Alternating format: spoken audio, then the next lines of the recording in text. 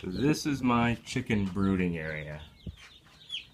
It's May 23rd today, and I just had 120 day-old chicks arrive.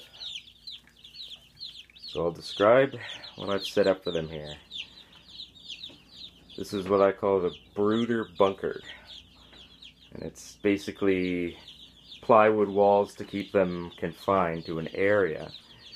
And that thing in the middle is a brooder box. It's just plywood, and inside it is two heat lamps. One is 175 watt, the other is 250. So there's, I don't know, almost 500 watts of heat going off in there. So they should be quite warm.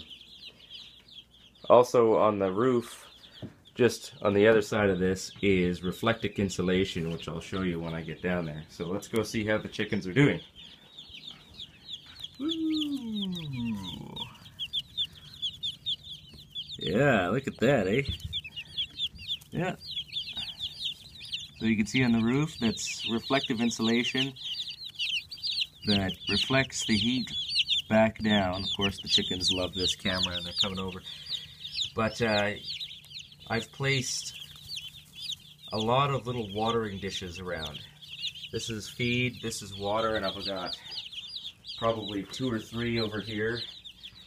And they're all kind of mixed up so that the chickens have water, no less than 12 inches or, sometimes 6 inches away from where they're sitting. And this prevents them from huddling in an area to stay warm and not being able to eat. So this bowl is a little experiment that I'm running with soaking the feed before feeding it, just to see how well they digest it. And it seems to me that they're doing all right with it, except they're standing in it. And that's because I'm putting it in the worst possible feeding container. You really need a long trough type feeder for any of that kind of thing. So I'm going to build one of those tonight and put it in there, and that should do fine. This is just a yogurt container sitting in an ice cream pail that's been cut down.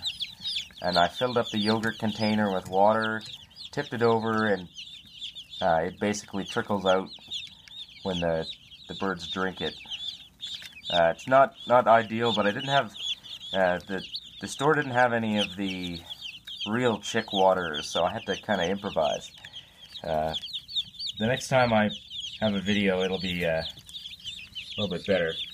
But I'm going to keep them in here for probably about 2 weeks until they're big enough to jump out. And then I'm going to be moving them outside for free range time.